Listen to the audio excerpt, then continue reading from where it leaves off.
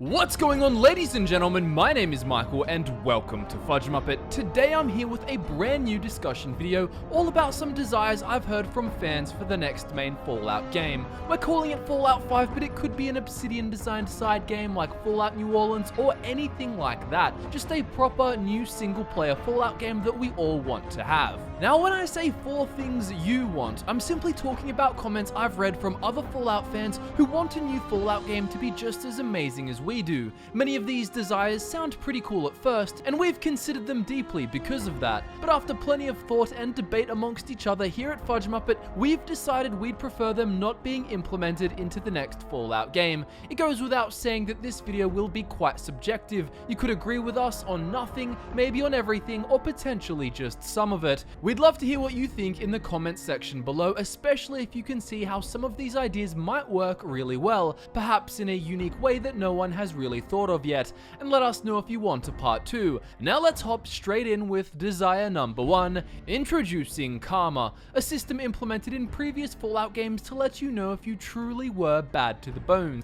This feature basically served as a kind of reputation and morality system that aimed to enhance role-playing. Do something bad and you get bad karma, do something good and you get good karma. It would change the little title your character was given, and in Fallout 3 it could affect what companions you could get and could also give you access to particular late-game perks. There were a few other tiny bonuses, such as certain good or bad characters rewarding your actions with ammo and other gifts, and I can remember there being a good karma dialogue option at the end of New Vegas too. However, these tangible impacts of the karma system were quite rare, and overall it just wasn't an important part of the game. It's a system that I find quite lackluster as much as I like the overarching concept, and every now and then I'll see someone asking for the system to come back. In our previous Fallout discussion about 5 more things we want in Fallout 5, there was a commenter who mentioned how there could be a karma system where having low karma could prevent raiders from being hostile to you, and you could go to raider towns and trade with them. However, this would bar you from entering certain friendly cities without being attacked and so on. Then there would be some neutral cities for everyone. You get the idea, and again, I can appreciate the kind of theme here that people are aiming for, but I just don't see a karma system working well at all. I also think that karma being removed in Fallout 4 specifically did, to a small extent, make it look like another cool role-playing thing ripped out of the Fallout experience, but I think that Fallout 4's lack of good and evil role-playing was due to other reasons entirely, namely that they just didn't give you much option to do clearly morally reprehensible things and shoehorned you into quite a defined character role before they tried to backtrack and fix it in the Nuka World DLC all too late. The reason I don't like the karma system is simple. Morality isn't always black and white. Sure, there are some more universally accepted standpoints, like if you steal from a poor, dying, charitable person, that's generally seen as a bad thing to do, and if you share your food supplies with those unfortunate enough not to have any, we could say that is good. However, what about siding with the railroad in Fallout 4? Is it morally good or bad to save synths? What about at the expense of true human life? What about siding with the Institute or turning against Father? We could sit and argue all day about what's moral and what isn't, and that is my whole point. Morality in these cases is questionable, and the player has the opportunity to think about it. With a karma system, the game answers morality questions for you. One of the developers working on the game, someone who may have a completely different perspective to you, has already programmed things so this is a bad action and this is a good action. Sometimes it makes sense, but often it just doesn't. Like if I'm playing a serial killer, of course I'm going to kill the feral ghouls that try to kill me, but I shouldn't get good karma for it. I'm just doing what I have to do, and besides, maybe I enjoy it. Same goes for killing fiends, raiders. Maybe I'm playing a psychotic character who just enjoys death, or maybe I'm playing a kind and compassionate character who just happens, ideologically, to believe that killing Mr. House is the best thing for the safety of New Vegas wastelanders in the long term. Is this an evil choice, or a good one, or somewhere in between? Well, according to New Vegas, it gets you bad karma. In some ways, you could argue this system actually diminishes role-playing potential by forcing characters into black and white thinking, with less room for exploring the philosophical nuances one might want to immerse themselves in when playing a particular build with a uniquely crafted backstory and values. You could argue that in New Vegas, there are still some moments where you can choose to roleplay all kinds of different viewpoints, and you'd be right, but in those cases, I'd just say, then what's the point of having karma at all? Karma has tried to serve as a kind of reputation system, but we already had reputation in New Vegas, so just bring that in and make it deeper. Have reputations with the towns, the various sub-factions, and so on, influenced by how much you help them, and potentially by how you act in front of their faction members in accordance with their set values. The idea that someone can judge me as evil because I stole things on the other side of the map is just silly. They just shouldn't know about it. Karma also aims to make you feel like good or bad actions have certain consequences, but it would be better for a future Fallout game to just implement more instances of cause and effect taking place due to your decisions. I think we can all agree that meaningful choice and impact can be improved without having to introduce an idea of a morality tracking system.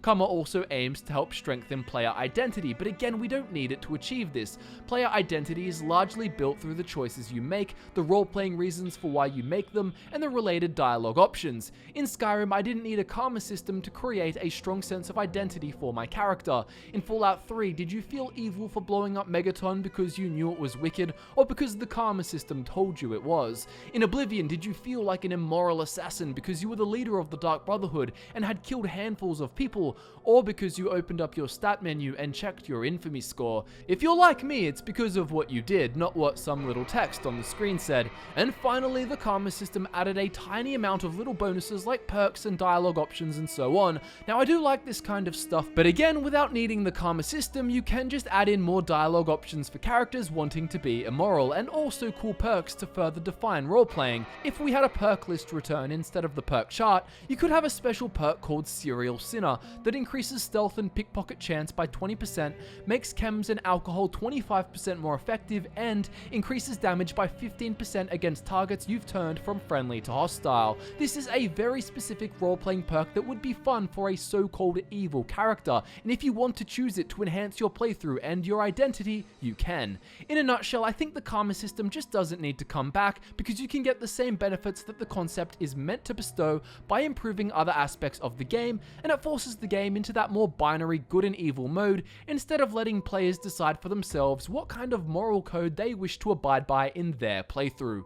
The next desire on our list is one that I see around all the time, and that is for a Fallout game set in another country. There's a huge range of new places to uncover outside of the United States, places which were also affected by the Great War and have had nuclear fallouts of their own. Usually people want a game set in China to see the other side of the war, and some even want a game set in Australia, Canada, or England. However, here at Fudge Muppet, we think that so much of what makes fans love the Fallout franchise is the Americana aesthetics, the familiarity of it all, and of course, the pre-existing factions and lore. Think about it like this: if you had a Fallout game set in China, for example, you wouldn't have most of the things you already love about Fallout. You probably know that Scott and myself are against shoehorning in brand recognition, such as having the Brotherhood of Steel in Fallout 76, but that doesn't mean we want Fallout to be thrown into a situation that allows for hardly any brand recognition at all. Enemy types such as super mutants or certain weapon technologies we know and love, the Enclave, the Brotherhood, anything in the West involving Caesar's Legion, the Great Khans, the NCR, or anything from Fallout 4, I guess anything from any Fallout game. Just cut out the overwhelming majority of it, and that's the game you're going to get. You won't even hear references to your favorite factions or what's going on in the wasteland of the United States if the game is set too far away. It may as well be a new IP at this point. Even all the old pre-war American vibes, the propaganda posters, pretty much everything iconic to the franchise, gone. You just change the vibe too much if you change the country, and for places closer to the US, like Canada, it just feels a bit pointless then to not explore more of the United States, but also not change the vibes drastically like with another country on the other side of the world. Like, the point of a country change in the first place is for those craving a vastly different experience. And yes, there's potential for some cool pre-war lore to explore in Canada, but there's also so much still left to explore in America. In some ways, it's a bit like having Elder Scrolls 6 set in Akavir. Yes, you could make it a good game, but there's still so much left on Tamriel to explore, things that are much more relevant to what the franchise has built so far and should be prioritized. But alright, let's say you have a game of a 50s vibe Chinese Fallout universe. Well, being a communist place, the whole game is likely to be less diverse, not only in regards to different themes, but also aesthetically. Think what you want about different systems of governance and their overall impact on society, but there's no denying that allowing people to start all these different businesses and have the freedom to advertise however they want and say what they want and create things with more autonomy and private funding and less government interference creates more variety in general. More businesses creating different types of weapons and armor,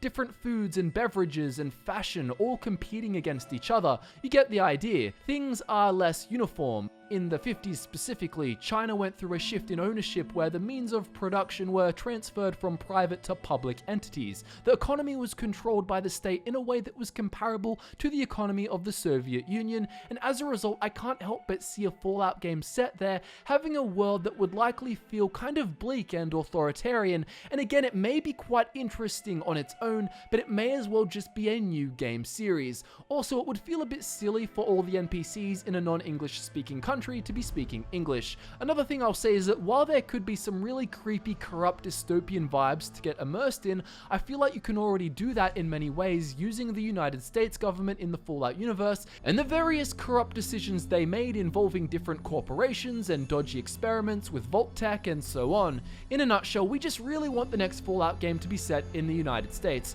Sure, if game developers were pumping Fallout games every single year of the same quality of Fallout New Vegas, then fine, may as well throw out a curveball spin-off game. But if we're waiting such a long time between single-player Fallout games, please give us the opportunity to explore more of the location which has made the series so iconic and so memorable in the first place.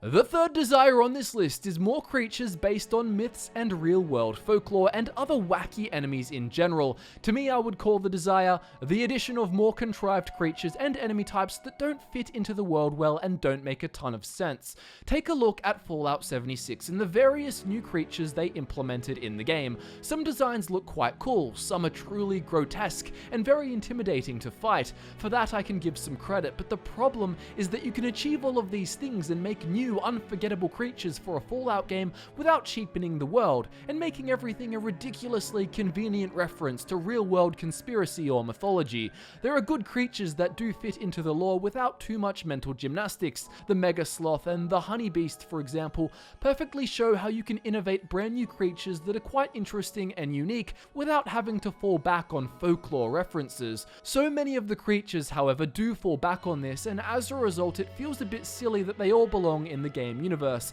especially in such abundance. I'm talking about the Grafton monster, the Mothman, the Flatwoods monster, the Sheep Squatch, the Wendigo, and the Snallygaster. Now I know a lot of people will be listening and thinking, oh come on, those enemies are so cool, and I can kind of agree with that just from an art perspective. I'm not the biggest fan of things like the Flatwoods monster, but the designs for most of these creatures tends to be pretty good, and honestly, if you just had one Grafton monster in an entire Fallout game, maybe we'd be all for it. It would be this neat little Easter egg and be left at that. But when you have not only a giant list of these monsters based on real-world references to the point where it feels silly, but also encounter repeats of these same monsters over and over again in different forms like Scorched Grafton Monster, Glowing Mothman, and so on, it cheapens the impact of such enemies even more. Remember, my point here is not that all of these ideas are necessarily bad, it's that doing them in high abundance, which is the desire I see people asking for, that is even more creatures like this, it just starts feeling forced. I know they made up lore explanations for them, but just because you can rationalize something with lore doesn't mean you should, and it doesn't make it a good piece of lore. Even the existence of the Brotherhood of Steel and super mutants in Fallout 76 felt quite contrived, and were clearly just done for brand recognition. Look at it this way, I could 100% create legit Fallout lore to put in a mutated creature that's based off Mike Wazowski from Monsters Inc., and say that he was created in a secret university lab where they were experimenting with FEV to create enhanced eyesight or something like that. Then you add in some scientist characters with names and terminal entries that talk about an eyeball growing to an astronomical size, and bam, he's in a Fallout game. But we can all agree that would be a ridiculous piece of lore. Furthermore, if everything is possible and everything is super wacky and weird, nothing is super wacky and weird, and the oomph factor is gone. Since the beginning, Fallout has always been a game series that takes itself seriously. It's quite a dark franchise. Yes, there are very fun, silly moments and we love them, but the reason they stood out in the past and had such impact is because they existed amongst an otherwise darker setting, a setting that the player can't help but take quite seriously. So don't get me wrong, I love references to the real world in Fallout games, even if it is a creature, but there are better ways to pull it off. For example, in our ideal Fallout Wyoming video, we talked about adding an Easter egg based on a mutated flamingo. In a Utah-based area part of our game was set in, we put an independent township living near the Great Salt Lake who were well armed, and some of the folk here talked about a legendary creature known as the Pink Demon. For a quest, you're sent to kill it, and eventually you find a terribly mutated, scary-looking flamingo with the name Pink Floyd and the health bar underneath it. Unlike a true myth with no strong basis, this is based on a real story where a flamingo escaped from an aviary in Salt Lake City in the late 1980s and made the Great Salt Lake his winter home ever since. People referred to it as Pink Floyd, so this would act as just a funny little Easter egg and would have impact because most of the game we theorized is quite serious. The mutation also doesn't rely on an FEV experiment, it's just a big scary mutated flamingo. Basically, I don't want to feel like I'm out in this dark, inhospitable wasteland and it's like, oh no, a Grafton monster, oh look over there, it's the infamous Mothman, or watch out, there's this Flatwoods monster alien thing, and now there's a floater coming to get me, which looked way cooler in old concept art and in the original Fallout games, but now they just look like a bunch of wacky go-gets. It's just not the vibe I've come to enjoy with Fallout. Perhaps you see things differently and that's 100% fine, but I know there's a lot of long-time fans of the Fallout franchise out there who also want things to get a bit more serious once again. We would just prefer there aren't more contrived, wacky, shoehorned creatures added to a future Fallout game. And now we come to the final desire that we've seen floating around the internet, introducing, or reintroducing should I say, the weapon and armor repair and degradation system. You know, the one from Fallout 3 and Fallout New Vegas. In this system, weapons and armor pieces had a condition meter that would deplete as you used it. As the condition of an item deteriorates, it becomes less effective at its intended purpose, and you'll have to repair it by using other weapons or armor pieces that are the same. With the jury rigging perk, which was available in New Vegas, you could repair gear with items that didn't have to be identical, just similar enough. This was a godsend for players looking for convenience, and a perk chosen for many builds as a result. So I guess I'll start off by acknowledging the main reason people liked this system, and that is because it appears to create a feeling of scarcity in the game. You're in a post-apocalyptic environment, nothing lasts forever, and gear requires maintenance. The feeling of scarcity in an environment where people are desperately trying to survive and thrive is integral to the post-apocalyptic genre. The problem for us isn't completely whether or not the repair system would return in a new single-player Fallout game, it's mostly how it would return. Though that said, we would prefer to keep it removed completely and perhaps just delegate it to a survival mode. So here's the thing about the old system. In our personal view, it creates a facade of scarcity without actually fulfilling the atmospheric desire for it. In theory, the concept makes sense, but in reality, the feature doesn't tend to promote the intended feeling in a practical sense in the game. This is because enemies drop numerous copies of the weapons you need, and it ends up being a chore, but an easily manageable one, to just collect this big bag of weapons and armor copies, and then open up your Pip-Boy and click on each item over and over again to repair your existing gear. Early on, when you've just begun the game, the feeling of scarcity may be higher and feel more real, but it's not long before there's an abundance of weapons and armor for you to repair things with. While there are some people who found the feature fun, such as a Reddit user called Nasla who said they liked feeding other guns and armor to my guns and armor, in its own little weird way it felt like a violent Tamagotchi. For the most part, I think when many people ask for this system to come back, a lot of them don't actually crave the feeling of opening their Pip-Boy and spamming the repair button on the 9 laser muskets they've collected. I think they crave the feeling of, I'm in a harsh wasteland and things are dangerous, there's not an abundance of supplies and I have to be cautious about how I act and what I use if I want to survive. We can agree this feeling is certainly cool, but there are other and potentially better ways to create the feeling of scarcity which we all would enjoy in a Fallout game. While weapons do need maintenance. They're not as fragile as some of the ones we find in the Fallout universe, and yes, I know you could say that some of these guns are quite old, but really there are guns being made at the time by groups like the Gun Runners, and they shouldn't fall apart from full condition after a handful of firefights. One alternative instead could be to make powerful ammunition scarcer, so this way people think twice about using a super powerful weapon carelessly because there's not 1,000 bullets for it, providing the same outcome and therefore the same feeling as if you made the weapon break from use, just without the repair chore. Making ammunition rarer, or guns in general, could also incentivize players to use more backup weapons with different ammo types or perk requirements, including melee weapons, but that opens up a whole can of worms in regards to making playthroughs balanced for various builds. Still, it's an example of a way to satisfy the desire for more scarcity and lead to those more tense moments that some people want. Another idea I've seen people suggest is actually making weapons and armor degrade slower than in previous games, but then you repair them using the Fallout 4 junk system, where you scrap things for parts and collect certain materials used for maintenance. It would be similar to repairing power armor, and you could do this. Honestly, it could be implemented, but again, I'd say it doesn't really achieve much then. You'll just be carrying around even more junk, which is plentiful, and it would probably be easy to repair things, so it's kind of just a minor unnecessary hassle that doesn't really add much to the Fallout experience. But hey, to me it's still better than having unlimited ammo and one gun with 7 copies of the same weapon waiting in your inventory to be used for repair. Overall, our preference is to forget the repair system and just focus on other things that do a better job of enhancing the game experience and the scarcity feeling. We'd be perfectly happy for the repair system to be implemented, hopefully in a better way, into a survival mode that comes with the game upon release. That way everyone wins. If you want to repair your weapons, you can play survival mode. We personally just don't want another chore to do in a main playthrough unless developers can implement it in a way that truly enhances the experience, as opposed to acting as a hassle that creates a kind of illusion that there's a lack of abundance. Thank you so much for watching the video all the way through, and if you did enjoy it, please be sure to hit that like button. In wrapping up this video, I'd like to say how much we appreciate your support and love to discuss our ideas and yours regarding any role-playing games we wish would be created in the not so distant future. We really enjoyed talking about all these ideas amongst ourselves in the creation of this video, and we'd love to hear what you think in the comments below, and also any ideas you have. If we like the ideas, perhaps they'll feature in our next Things We Want video, and if not, perhaps another video like this. That said, the ideas we talked about today do sound cool in theory, but hopefully you can see our perspective on why we'd prefer them not to be implemented. Thank you again for watching the video. Social media links are in the description below. As always, my name is Michael, and I look forward to nerding out with you again very soon.